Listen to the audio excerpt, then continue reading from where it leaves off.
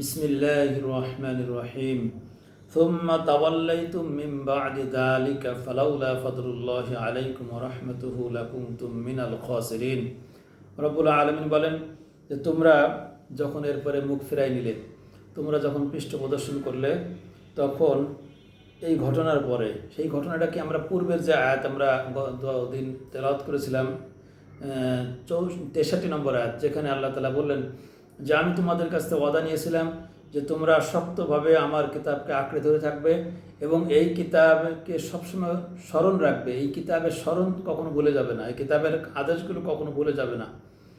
আল্লাহর আদেশগুলো অর্থাৎ কিতাবকে শক্তভাবে আঁকড়ে ধরে রাখা অর্থ আছে কিতাবের বিধিবিধান যথাযথভাবে পালন করা এবং কিতাবের যে সমস্ত বিষয় আছে সেই সমস্ত বিষয়গুলোকে সর্বদা মনে রাখা এবং সেই অনুযায়ী সেই স্মরণে চলা। এই যে কিতাবকে স্মরণ করা এবং কিতাবকে শক্তভাবে আঁকড়ে ধরা, এই ওয়াদা যখন তাদের কাছ থেকে আল্লাহ তাআলা নিয়েছিল, আল্লাহ পরবর্তী আয়াতে বলতেছেন সুম্মা তাওয়াল্লাইতুম, অথবা তোমরা কি করলে? পৃষ্ঠ প্রদর্শন করলে, ফিরে গেলে। তোমরা এই কিতাবকে শক্তভাবে আঁকড়ে ধরলে না, কিতাবকে ভুলে গেলে। এই যে মিন বাদি যালিকা, এই ঘটনার পরে এখন আল্লাহ বলতেছেন ফালাউলা ফাদলুল্লাহি আলাইকুম ওয়া রাহমাতুহু, যদি তোমাদের উপরে আল্লাহর রহমত না থাকতো, আল্লাহর ফদল না থাকতো, আল্লাহর রহমত না থাকতো, লাকুনতুম মিনাল খাসিরিন, তাহলে তোমরা ক্ষতিগ্রস্তদের অন্তর্ভুক্ত হতো। ক্ষতিগ্রস্ত মানে তোমরা জাহান্নামীদের অন্তর্ভুক্ত হয়ে যেতে। এই যে কিতাবকে যেভাবে আল্লাহ ধরে রাখতে বলেছিল সেইভাবে তারা ধরে রাখেনি, তারা কিতাবকে যেভাবে আল্লাহ স্মরণ করতে বলেছিল সেইভাবে তারা স্মরণ করেনি। স্মরণ না করার পরেও আল্লাহ তাআলা তাদেরকে সুযোগ দিয়েছেন। এই কথাটা আল্লাহ তাআলা আমাদেরকে শোনাচ্ছেন। এই যে বনী ইসরায়েলের প্রতিটা পয়েন্ট আল্লাহ তাআলা আমাদেরকে শোনাচ্ছেন এই জন্যই যে আমরা যেন বনী ইসরায়েলের মতো না হই। বনী ইসরায়েল যা করেছে, বনী ইসরায়েলে যে কর্ম করেছে, তাদের কর্মের দরুন তাদের যেমন শাস্তি হয়েছে ঠিক অনুরূপভাবে আমাদেরও হবে।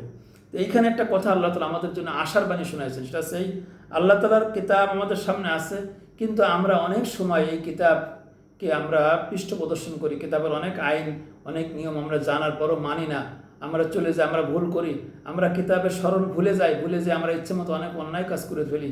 আল্লাহ তাআলা বলছেন বান্দা, তোমার প্রতি আমার অনুগ্রহ আছে, দয়া আছে। এই দয়া এবং অনুগ্রহের কারণে তোমার জন্য আমি একটা সুযোগ রাখছি, তুমি তওবা করবা, তুমি ফিরে আসবা। তোমার জন্য তওবার দরজা আমি খোলা রাখছি, তোমার জন্য আমি অনুতপ্ত হওয়ার তওবা দরজা খুলে রাখছি। পবিত্র কোরআনে সূরা নিসার ভিতরে আল্লাহ তাআলা বলতেছেন যে খুলিকাল ইনসানু দাউফা, যে মানুষকে সৃষ্টি করা হয় কিছু দুর্বলভাবে। মানুষ সৃষ্টিগতভাবে দুর্বল, মানুষ যদি ভুল করে, এই জন্য আল্লাহ তাআলা বলছেন মানুষের জন্য আমি তওবার দরজা খোলা রাখছি। মানুষের দুর্বলতার কারণে মানুষ ভুল করে ফেলবে, অন্যায় করে ফেলবে, এই জন্য মানুষের জন্য তওবার দরজা রাখছি, ইস্তেগফারের দরজা রাখছি, যে দরজা দিয়ে বান্দার এই গুনাহগুলো আমি আল্লাহ মাফ করে দেবো। তো এইখানে আল্লাহ তাআলা ওই কথাটা মনে করতেছেন যে তোমরা শক্তভাবে আমার কিতাব আঁকড়ে না ধরার পরেও, তোমরা আমাকে ভুলে যাওয়ার পরেও তোমরা আমার অনেক নিদর্শন দেখার পর দেখছো, চোখের সামনে ফিরআউনকে ডুবে যেতে দেখছো, তোমরা সরাসরি তোমাদের চোখের সামনে সে ডুবে গেছে, এই দৃশ্য তোমরা সরাসরি দেখছো। কোরআন এই আয়াতের আগে আল্লাহ তাআলা এই কথা বর্ণনা করেছেন। এত কিছুর পরেও তোমাদেরকে সুযোগ দিছে এই কারণে যে তোমরা তওবা করবা, তোমরা ফিরে আসবা। এই সুযোগটা শুধু বনী ইসরাইল না, এই সুযোগটা আমাদের জন্য আছে যে আমরা যেন ফিরে আসি, আমরা যেন তওবা করি। আল্লাহ তাআলা আমাদের জন্য এই মৃত্যু পর্যন্ত এই সুযোগের রাস্তা খুলে রাখছেন। যদি এই সুযোগটা না থাকতো তাহলে সব মানুষ জাহান্নামী হয়ে যেত, অধিকাংশ মানুষ জাহান্নামী হয়ে যেত। কিন্তু এই সুযোগটা আল্লাহ রাখছে বিধায় মানুষ মৃত্যুর আগে আবার তওবা করে ভালো হয়ে আল্লাহর পথে ফিরে আসে, আল্লাহর কাছে আল্লাহর নেককার বান্দা হয়ে মরার সুযোগ আল্লাহ তাআলা রেখে দিয়েছেন। কি জন্য রেখে দিয়েছেন? যে আল্লাহর দয়া, আল্লাহর এটা বিশেষ রহমত আমাদের প্রতি। এরপর আল্লাহ তাআলা বলছেন ওয়ালাকাদ আলিমতুমুল্লাযীনা আতাদাউ মিনকুম ফিস সাবতি, তোমরা নিশ্চয় জানো যে আল্লাযীনা আতাদাউ মিনকুম ফিস সাবতি, তোমাদের ভিতর থেকে যারা শনিবারের সীমা লঙ্ঘন করেছিল, শনিবারের দিনে যে সীমা লঙ্ঘন, এই সীমা লঙ্ঘন যারা করেছিল তাদের ব্যাপারে আমি কী করেছিলাম? ফাকুলনা লাহুম কুনু কিরাদাতান খাসিন, তাদেরকে বলেছিলাম যে তোমরা বানর হয়ে যাও। এইখানে একটা কথা যে বোঝার আছে, সেটা সেই শনিবারটা কি আর শনিবারের সীমা লঙ্ঘন কি। শনিবার কি এবং শনিবারের সীমা লঙ্ঘনটা হচ্ছে এই শনিবার হচ্ছে ইহুদিদের জন্য হচ্ছে শনিবার সাপ্তাহিক ছুটির দিন এবং এই দিনকে তাদের বিশেষ ইবাদত বন্দেগীর দিন। এই দিনটাকে তারা নিজেরাই বেছে নিয়েছিল, কারণ তারা যখন নবীর মাধ্যমে জানলেন যে আল্লাহ তাআলা 6 দিন পৃথিবী সৃষ্টি করেছেন আর শনিবারে কিছু করেননি, শনিবারে তিনি পৃথিবী সৃষ্টি বা আসমান জমিন সৃষ্টির কাজ করেন, এর ভিতরেই কাজগুলো সেরে ফেলেছেন। শনিবারে যেহেতু আল্লাহ তাআলা সৃষ্টি সম্পন্ন করে শনিবারে আল্লাহ তাআলা বিরত ছিলেন সমস্ত কাজ থেকে, এই সমস্ত কাজ থেকে। অতএব শনিবারটা তারা ছুটির দিন হিসেবে এবং বিশেষ ইবাদত বন্দিকে দিন হিসেবে তারা নিজেদের জন্য সাব্যস্ত করেছিল। তা এখন এই শনিবারে যখন তারা ইবাদত বন্দি করতো, এই শনিবারে যখন আল্লাহর কিতাব তেলাওয়াত করতো, আমাদের যেমন জুমার নামাজ ছিল তাদের তখন এরকম বিশেষ নামাজ তাদের ছিল। সেই নামাজ আদায়ের জন্য যখন সেখানে খুতবা দিত, জবর কিতাব পাঠ করা হতো, তখন তাদের এই কিতাব পাঠে শনিবারের দিনে মাছগুলো এই নদীর কিনারে চলে আসতো এই কিতাব পাঠ শোনার জন্য। এই মাছগুলো যে আসতো, এটা যে আসাটা আল্লাহর একটা নিদর্শন ছিল। তাদের সামনে আল্লাহ যে আসেন, আল্লাহর কিতাব শোনার জন্য সমুদ্রের মাছগুলো যে কিনারায় চলে আসে, এই দৃশ্যগুলো আল্লাহ তাআলা তাদেরকে দেখাচ্ছিলেন। আল্লাহর একটা অলৌকিকতা, মানুষের অন্তরে ইমানটা যেন গেঁথে যায়, আল্লাহর ভয় বেড়ে যায়, সেই জন্য আল্লাহ দিয়েছিলেন। কিন্তু আল্লাহ তাদেরকে সতর্ক করে দিয়েছিলেন নবী দাউদ আলাইহিস সালামের মাধ্যমে যে তোমরা কোনো অবস্থায় এই দিনে কোনো মাছ ধরবে না। কিন্তু তারা কি করলো, তাদের একটা বড় অংশ যে কী করলো, তারা এই মাছগুলোকে ফাঁদ পেতে আটকায় রাখতো। আটকায় রাখার পর রবিবারে তারা মাছগুলো ধরতো এবং এই মাছগুলো শুকানোর পরে বিভিন্ন দেশে বিক্রি করতো। তারা এইভাবে করে মাছের ব্যবসা চালায় যাচ্ছিল। তা এইখানে শুধুমাত্র বানরের কথা বলা হয়েছে, কিন্তু এই সূরা মায়েদার ভিতরে আল্লাহ তাআলা সেখানে বানর এবং শূকর দুই দলের কথা আল্লাহ তাআলা বলছেন, যে এদেরকে একটা অংশকে বানর করা হয়েছে এবং শূকর করা হয়েছে। যে জাআলা মিনহুমুল কিরাদাতা ওয়াল খানাজির ওয়া আবাদাত তাগুত, তাদেরকে একদলকে কিরাদাতা মানে বানর করা হয়েছে, আর একদলকে খানাজির খিনজির মানে শূকর করা হয়েছে, ও আবাদাত তাগুত, কারণ তারা তাগুতের ইবাদত করেছিল। আল্লাহ তাআলার আদেশকে অমান্য করে তারা শয়তানের ইবাদত করেছিল। এই জন্য আল্লাহ তাআলা তাদের এই শাস্তি দিয়েছিলেন। তা এই যে তাদের অংশ থেকে এই যে একটা অংশ বানর হলো, একটা অংশ শূকর হলো। তা এইখানে একটা ঘটনাটা পবিত্র কোরআনের সূরা আরাফের ভিতরে বিস্তারিত বর্ণনা আছে। সেখানে যে কথাটা আছে, আমি যখন সামনে তাফসীর আসবে তখন সেখানে আমি আলোচনা করবো, কিন্তু সংক্ষিপ্তভাবে জানিয়ে নিই। সেটা হচ্ছে এই যে আল্লাহ তাআলা একটা কথা বলছেন, ফাআনজাইনাল্লাযীনা ইয়ানহাউনা আনিস সুই, যারা এই অপরাধ করেছিল তাদের ভিতর থেকে আমি শুধুমাত্র এক দলকে মুক্তি দিয়েছিলাম। ইয়ানহাউনা আনিস সুই, যারা এই পাপ কাজ করতে বাধা দিয়েছিল। যখন আল্লাহ তাআলা শাস্তি আসলো, তখন যারা এই পাপ কাজে নিষেধ করছিল, তাদেরকে আল্লাহ মুক্তি দিয়েছে। কিন্তু যারা নিষেধ করে নাই এবং যারা মাছ ধরে খাইছে, উভয়কে আল্লাহ শাস্তি দিয়েছে। তা আল্লাহ তাআলা পবিত্র কোরআনে কথা বলে সংক্ষিপ্ত, এক কথা দিয়ে বাকি অংশ বুঝে নিতে। অর্থাৎ যেখানে নিষেধ করেছিল তাদেরকে যেহেতু আল্লাহ মুক্তি দিয়েছে, যেহেতু তাদেরকে মুক্তি দিয়েছে, তাহলে বাকি যে দুই দল যারা মাছ মেরেছে এবং যারা মাছ মারা বিষয়ে তারা কোনো সমর্থনও দিইনি, নিষেধও করেনি, এইরকম যারা ছিল নিরপেক্ষভাবে এই দুই দলের ব্যাপারে আল্লাহ তাআলা শাস্তির ব্যবস্থা করছে। কিন্তু যারা নিষেধ করেছিল তাদেরকে আল্লাহ মুক্তি দিয়েছে। আর শাস্তির ক্ষেত্রে এই শাস্তির কথা উল্লেখ করছে আল্লাহ তাআলা, যে তাদেরকে আমি শূকর বানাইছি, বানর বানাইছি। এখানে শুধু বানরের কথা আছে, শূকর এবং বানর। বৃদ্ধরা বানর শূকর হয়েছিল এবং যারা যুবক ছিল তারা হয়েছিল বানর।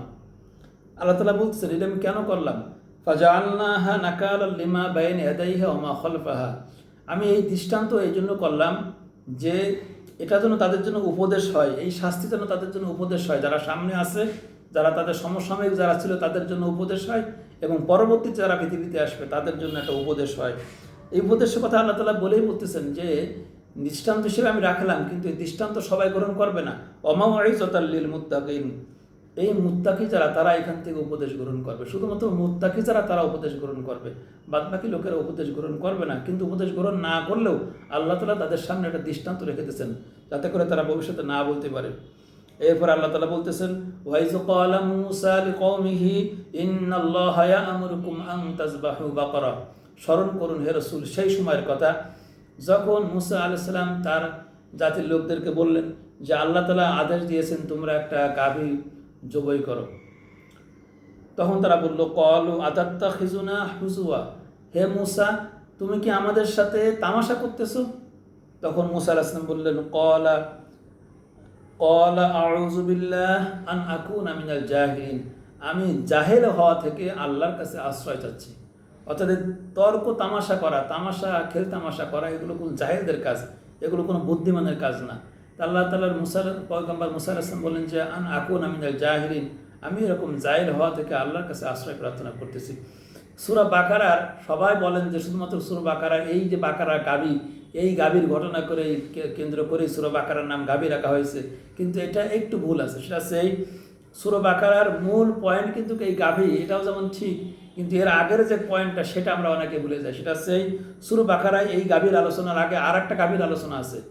সেই গাভীটা কি? সেই গাভীটা হচ্ছে সামির নামক একজন ব্যক্তি, যিনি এই করলেন, স্বর্ণ দিয়ে একটা গাভী বানালেন, গাভীর বাছুর বানালেন। এই বাছুর বানানোর পরে বললেন, মানুষদেরকে বললেন যে এই তোমাদের ইলাহের ইবাদত করো। এই ঘটনাগুলো সূরা তাহার ভিতরে আছে, সূরা আরাফে আছে। তো সেখানে আমাদের আসল উদ্দেশ্য না, উদ্দেশ্য হচ্ছে এই যে এই সূরার ভিতরে আল্লাহ তাআলা দুই প্রকার গাভীর উল্লেখ করেছেন। এক প্রকার গাভী আছে মানুষ হাত দিয়ে সোনা দিয়ে বানায় সেই গাভীর পূজা করেছে, ইবাদত করেছে। আর এক প্রকার গাভী আল্লাহ তাআলা উল্লেখ করেছেন, এটা সেই যারা এই গাভীর পূজা করেছিল সেই লোকদের কি, সেই লোকরা যখন বিপদে পড়লো, তাদের ভিতরে যখন একটা খুন হলো, সেই খুনের ফয়সালা জানার জন্য যখন তারা মুসা আলাইহিস সালামের কাছে আসলো যে কে খুন করেছে আপনি জেনে দিন। কারণ খুনটা যাদের বাড়ির সামনে লাশ পাওয়া গেছে তারা বলছে আমরা আমাদের ভিতরে কেউ ওই কাজটা করে নাই, আমাদেরকে ফাঁসানো হয়েছে। অতএব তারা ফাঁসানোর থেকে বাঁচার জন্য মুসা আলাইহিস সালামের কাছে আসলেন। মুসা আলাইহিস সালামকে বললেন যে আপনি আল্লাহর কাছে যান, আল্লাহর কাছে আমাদের জন্য একটা ফয়সালা বের করে আনেন। আর আল্লাহ এমন একটা ফয়সালা দিলেন যে ফয়সালার দ্বারা তাদের ঈমানটাকে পরিশুদ্ধ করা যায়। অর্থাৎ তারা যে গাভীর পূজা করছে, পূজা করতে যায় তারা তাদের অন্তরের ভিতরে গাভীর মহব্বত গাঁথে ফেলিছে। এই মহব্বতটা যেন ভেঙে যায়, এই জন্য সেই মহব্বতের গাভীকে তাদের জবাই করে। এই জন্য আল্লাহ বলেন যে তোমরা একটা গাভী জবাই করো।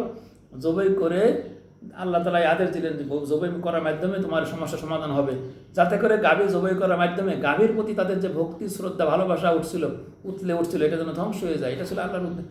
হয়তো আল্লাহ এই উদ্দেশ্যেই বলেছেন, তাই সেটা অন্য কোনো উদ্দেশ্য থাকতে পারে, আল্লাহ ভালো জানেন। কিন্তু এর আগের আয়াতে আল্লাহ গাভীর পূজার কথা বলেছেন, আর এখানে সেই গাভীকে বিসর্জন দেওয়ার কথা। এই আয়াত দ্বারা গাভীকে বিসর্জন দেওয়া হচ্ছে, গাভীকে জবাই করা হচ্ছে। আর পরবর্তী আয়াতে আল্লাহ বোঝাচ্ছেন যে এই গাভী জবাই করাতে তাদের কি হয়েছিল, তারা যে সত্যি গাভীকে ভালোবাসতো তার বিষয়টা সামনে আলোচনা আছে, আমরা আজকে পেয়ে যাবো ইনশাআল্লাহ। যাই হোক মুসা আলাইহিস সালাম যখন তাদেরকে এই কথা বললেন, তখন তারা মূলত এই কথার থেকে বাঁচার জন্য তারা মুসা আলাইহিস সালামকে একটা তুচ্ছ-তাচ্ছিল্যমূলক কথা বলে ফেললো, যাতে করে এই গাভী জবাই করা না লাগে। কিন্তু মুসা আলাইহিস সালাম বললেন যে আমি জাহেল হওয়া থেকে আল্লাহর কাছে আশ্রয় প্রার্থনা করি। তখন তারা যে বিপদে পড়ে গেছিল, এই বিপদ থেকে বাঁচার জন্য তারা তখন বলল, ক্বালু উদউ লানা রাব্বাকা ইউবায়্যিন লানা মা হিয়া, আপনি আপনার রবের কাছে জিজ্ঞেস করেন যে সেই গাভীটা কেমন হবে। ক্বালা ইন্নাহু ইয়াকুলু ইন্নাহা বাকারাতুন লা ফারিদু ওয়ালা বিকরুন, তখন মুসা আলাইহিস সালাম জানাই দিলেন যে সেই গাভীটা হবে এমন, সে বেশি বয়স্কও হবে না, আবার একেবারে বাছুরও হবে না, অল্প বয়স, দুইয়ের মাঝামাঝি হবে। বাছুর এবং বয়স্ক গাভী এই দুইয়ের মাঝামাঝি তার বয়স হবে। আওয়ানুম বাইনা যালিক ফাফআলু মা তু'মারুন, অতএব এই প্রকার গাভীকে আপনারা জবাই করেন, জবাই করে সমস্যা সমাধান করেন। তো আল্লাহ যে আদেশ দিয়েছেন সেই আদেশ তারা পালন করেন। কিন্তু এরপরে তারা আবার নতুন একটা বাহানা করলো। তারা বলল, ক্বালু উদউ লানা রাব্বাকা ইউবায়্যিন লানা মা লাউনুহা, তারা বলে, হে মুসা আপনি যান, আপনার আল্লাহর কাছে জিজ্ঞেস করেন, রবের কাছে জিজ্ঞেস করেন এই গাভীটার রং কেমন হবে। ক্বালা ইন্নাহু ইয়াকুলু ইন্নাহা বাকারাতুন সাফরা, তখন তিনি বললেন, আল্লাহ তাআলা বললেন যে এই গাভীটা হবে এমন যে যার রং হবে সাফরা, রং হবে হলুদ। ফাকিউল লাউনুহা, সেই রংটা শুধু হলুদ হবে না, গাঢ় সবুজ হবে, গাঢ় হলুদ হবে, উজ্জ্বল গাঢ় হবে তার রং। তাসরুন নাজরিন, তাকে দর্শককে আনন্দ দেবে, দর্শকের চোখ জোড়ায় যাবে এমন তার কালার হবে। এটা বলে দেওয়ার পরেও তখন তারা আবার বলল, ক্বালু উদউ লানা রাব্বাকা ইউবায়্যিন লানা মা হিয়া ইন্নাল বাকারাতা শাবাহা আলাইনা, আপনি আপনার রবের কাছে জিজ্ঞাসা করুন সেই গাভীটা কেমন হবে, কারণ এইরকম সাদৃশ্যপূর্ণ গাভী আমাদের কাছে অনেক আছে, আমাদের আরও অনেক আছে। অতএব এর থেকে একটু ব্যতিক্রম কোনো বিষয়টা আরও নির্ধারিত করে দিলি। তো এরপরে এই কথা যখন বললো তখন বললো, ইনশাআল্লাহু লামুহতাদুন, ইনশাআল্লাহ আল্লাহ যদি চাই তো আমরা এইবার সৎ পথ পাবো, আমরা সঠিক গাভীর সন্ধান পাবো। তারা যদি এই কথাটা না বলতো ইনশাআল্লাহ, তাহলে তারা যেরকম প্রশ্ন করছিল আল্লাহ এমন উত্তর দিত, তারা গাভী কোনোদিন খুঁজে পেত না। কিন্তু তারা যখন ইনশাআল্লাহ বললো তখন আল্লাহ তাআলা আর উত্তর বাড়ালেন না, আর তাদের পরিপূর্ণ উত্তর আল্লাহ দিয়ে দিলেন, যার মাধ্যমে তাদের প্রশ্ন শেষ হলো এবং তারা গাভী পেয়ে গেল। তখন আল্লাহ তাআলা উত্তর দিলেন, ক্বালা ইন্নাহু ইয়াকুলু ইন্নাহা বাকারাতুন লা যালুলুন তুসিরুল আরদা, সেই গাভীটা হবে এমন যে গাভীকে কোনো হাল চাষ করানো হয়নি। ওয়ালা তাসকিল হারস, এবং যে গাভীর দ্বারা কোনো সেচের কাজও করা হয়নি, পানি সেচের কাজও করানো হয়নি। মুসাল্লামাতুন লা শিয়াতা ফিহা, মুসাল্লামাতুন সেই গাভীটা থাকবে সুস্থ, লা শিয়াতা ফিহা, তাই সেই গাভীর ভিতরে কোনো খুঁত থাকবে না। ওই যে আগে যে রঙের কথা বলা হয়েছে, ওই রঙে কোনো খুঁত থাকবে না। ক্বালুল আনা জিতা বিল হক, ক্বালুল আনা জিতা বিল হক, তখন তারা বলল এইবার আপনি সত্য নিয়ে আসছেন, সঠিক তথ্য নিয়ে আসছেন। ফাযাবাহুহা ওমা কাদু ইয়াফআলুন, এবং তখন তারা সেই গাভীটি জবাই করলো। ওমা কাদু ইয়াফআলুন, যেটা করতে তারা আগ্রহী ছিল না, যেটা তারা করতে সক্ষম হচ্ছিল না, কিন্তু তখন তারা সক্ষম হলো এবং তারা সেই গাভীটা জবাই করতে পারলো। এই যে জবাই করতে পারলো, তখন আল্লাহ বলছেন ওয়াইজ কতালতুম নাফসান ফাদদারাতুম ফিহা, এই গাভীর জবাইটা যে কাহিনীটা, এই কাহিনীটার মূল কাহিনীটা কি সেইটা আবার এখন বলতেছেন। ওয়াইজ যখন স্মরণ করো, ওয়াইজ যখন কতালতুম নাফসান, তোমরা এক ব্যক্তিকে হত্যা করেছিলে, ফাদদারাতুম ফিহা, এবং হত্যা করার পরে একে উপরে দোষ চাপাই দিচ্ছিলে। আল্লাহু মুখরিজুম মা কুনতুম তাকতুমুন, আর আল্লাহ তাআলা তোমাদেরকে সেই অপবাদ থেকে, সেই সমস্যা থেকে, সেই বিপদ থেকে তোমাদেরকে বের করে নিয়ে আসলেন। মা কুনতুম তাকতুমুন, যে বিষয়টা তোমরা গোপন করেছিলে, এই হত্যার বিষয়ে যা গোপন ছিল সেই গোপনটা আল্লাহ তাআলা বের করে নিয়ে আসলেন, সত্যকে আল্লাহ উদ্ঘাটন করলেন।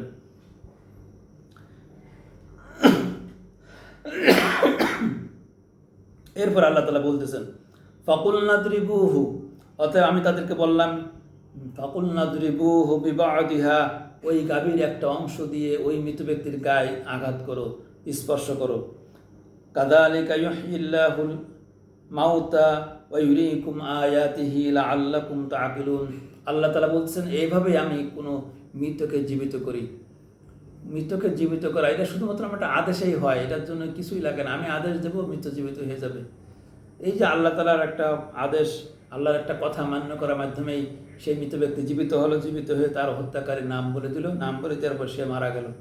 এখানে এই ঘটনাটা অনেক রং তামাশা দিয়ে, অনেক সুন্দর কালারিং করে কথাগুলো অনেক জায়গায় অনেক রকমভাবে বলা হয়, কিন্তু মূল ঘটনা কিন্তু এতটুকু। তারা কিন্তু এই গাভীটে যখন মানে পাইলো, জবাই করলো, জবাই করার পরে তাদের সমস্যার সমাধান হয়ে গেল। এই সমাধান হওয়ার পরে আসল যে বিষয়টা, এটা হওয়ার পরে যে বিষয়টা ঘটলো, সেই বিষয়টা আসলে আলোচনায় থাকে না। সেই বিষয়টা কি, এই মূল ঘটনা এবং এখন আল্লাহ শুরু করতেছেন। আল্লাহ তাআলা বলতেছেন এই যে তারা গাভীর পূজা করে, গাভীর প্রতি তাদের যে মহব্বত ভালোবাসা হয়েছিল, এবং আমি যখন তাদেরকে গাভী কুরবানি জবাই করতে বললাম, জবাই করে তখন তাদের সমস্যার সমাধান হয়ে গেল ঠিক, কিন্তু এই জবাই করার পরে তাদের কি হয়ে গেল, সুম্মা কাসাত কুলুবুকুম মিন বাদি যালিকা ফাহিয়া কাল হিজারা, এই ঘটনার পরে তাদের অন্তর শক্ত হয়ে গেল।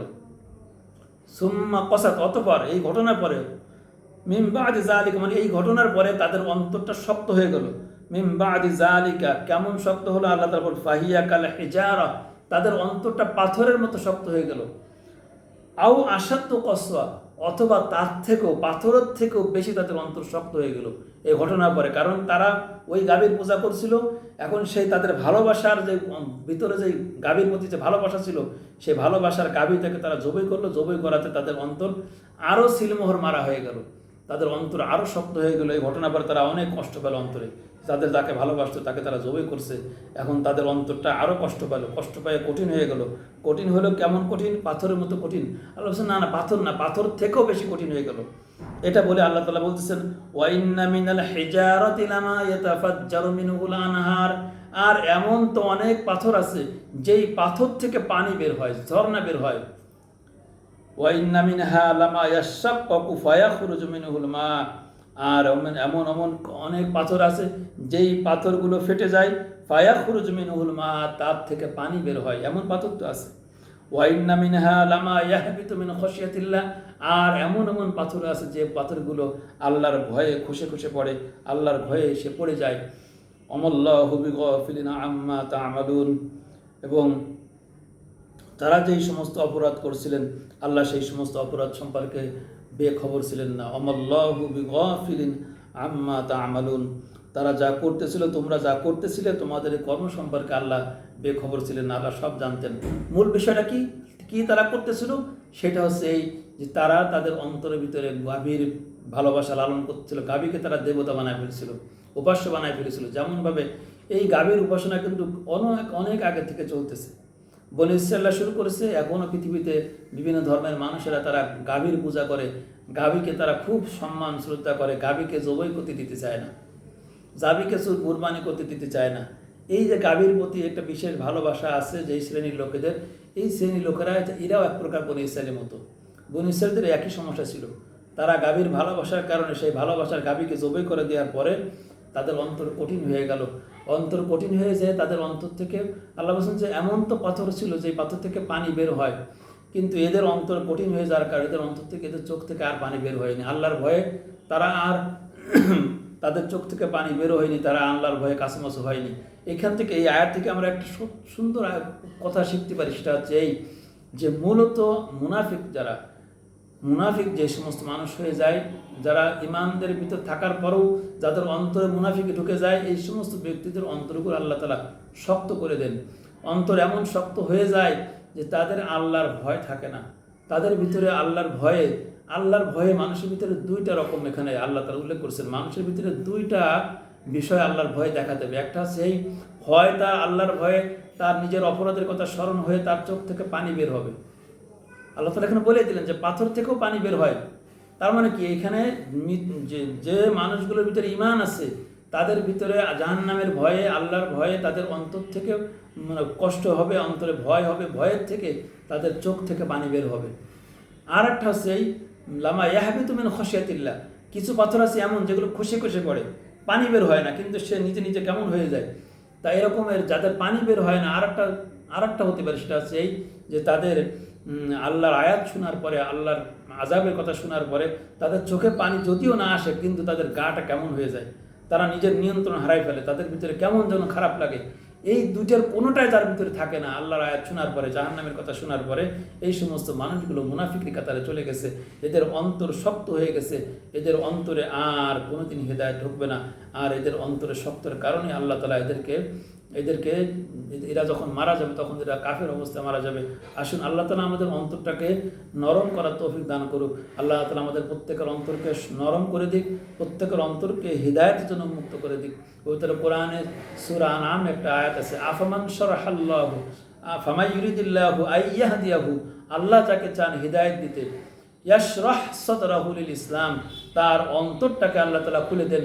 ওয়ামাই ইউরিদ আইয়ুদিল্লাহু, আর আল্লাহ তাআলা যাকে পথভ্রষ্ট করতে চান, ইয়াজআল সাদরাহু দায়িকান হারাজান, তার অন্তরটাকে আল্লাহ তাআলা সংকীর্ণ করে দেন। তাজআলু ওয়ামাই ইউদিলিল্লাহু ইয়াজআলহু, যাদের আল্লাহ তাআলা যাকে পথভ্রষ্ট করেন তার অন্তরটাকে আল্লাহ তাআলা সংকীর্ণ করে দেন। শুধু সংকীর্ণ করে দেন না, তাদের অবস্থা এমন হয়, ভালো কাজ করা তাদের জন্য এত কঠিন হয় যেন তারা আকাশে উঠতেছে। আকাশে ওঠা যেমন কঠিন হয়ে যায়, ঠিক তেমনিভাবে তাদের জন্য ভালো কাজ করা কঠিন হয়ে যায়। অতএব যাদের অন্তর শক্ত হয়ে যাবে, বুঝতে হবে যাদের অন্তরের চোখে পানি আসে না, আল্লাহর আয়াত শোনার পরে, কোরআনের কথাগুলো শোনার পরে, জাহান্নামের কথা শোনার পরে যাদের কোনো অনুভূতি হয় না, ভিতর থেকে কাঁপে ওঠে না, শরীরের ভিতরে কোনো রকম পরিবর্তন হয় না, এই লোকগুলো মুনাফিকের ধারার ভিতরে পড়ে গেছে। আর মুনাফিকের ধারার ভিতরে পড়ে যাওয়া মানে এই অন্তরটাকে আল্লাহ সংকীর্ণ করে দিয়েছে। আর যাদের অন্তরটাকে সংকীর্ণ করে দিয়েছে, এটা বোঝার উপায় আল্লাহ ওই আয়াতে দিয়ে দিয়েছে। তাদের জন্য কল্যাণমূলক কাজ করা, ভালো কাজ করা তাদের জন্য খুব কঠিন হয়ে যায়। কেমন কঠিন হয়ে যায়? তাদের জন্য আল্লাহর নিষিদ্ধ কাজ ত্যাগ করা, তাদের জন্য আল্লাহ তাআলার কোরআনের আইনগুলো, কোরআনের নিয়মকানুন মেনে চলা, এই দুইটা কাজে, ভালো কাজ করা এবং খারাপ কাজ থেকে বেঁচে থাকা, এই দুইটা কাজে তাদের জন্য এমন কঠিন হয়ে যায় যেমন কঠিন হচ্ছে আকাশের জন্য, যেমন তারা আকাশে উঠতেছে। আকাশে ওঠা যেমন কঠিন, তাদের কাছে এই সমস্ত কাজ, অন্যায় কাজ ছেড়ে দিয়া এবং ভালো কাজ করা তাদের কাছে এমন কঠিন হয়ে যায়। যাদের অবস্থা এমন, তারা সবাই মুনাফিকের তালিকায় আছেন, তাদের অন্তরটাকে আল্লাহ সংকীর্ণ করে দিয়েছেন। আসুন, আল্লাহ তাআলা বনী ইসরায়েলের কথাগুলো আমাদের শোনাচ্ছেন, কিন্তু মূল উদ্দেশ্য তো বনী ইসরায়েল না। বনী ইসরায়েল তো অনেক আগে চ্যাপ্টার ক্লোজ হয়ে গেছে। মূল উদ্দেশ্য আমাদেরকে আল্লাহ শোনাচ্ছেন, আমাদের অন্তর যেন এরকম কঠিন না হয়ে যায়। আমাদের মতের বিপরীতে যদি কোনো আল্লাহর বিধান আসে, সেই বিধানটা যখন আমরা মেনে নিই, যেন মনের থেকে মেনে নিই, সন্তুষ্ট চিত্তে মেনে নিই, আল্লাহর ভয়ে মেনে নিই এবং আল্লাহকেই ভয় করি। আসুন আল্লাহ তাআলা আমাদের প্রত্যেককেই সেই ভয় এবং আল্লাহ তাআলার সেই যে আল্লাহর সামনে দাঁড়ানোর যে একটা ভয়ের যে অনুভূতি, সেই অনুভূতি এবং চোখের পানি আল্লাহ তাআলা আমাদের সকলকে দান করুক বলে আমিন। ওয়া মা আলাইনা ইল্লাল বালাগ। আসসালামু আলাইকুম ওয়া রাহমাতুল্লাহ।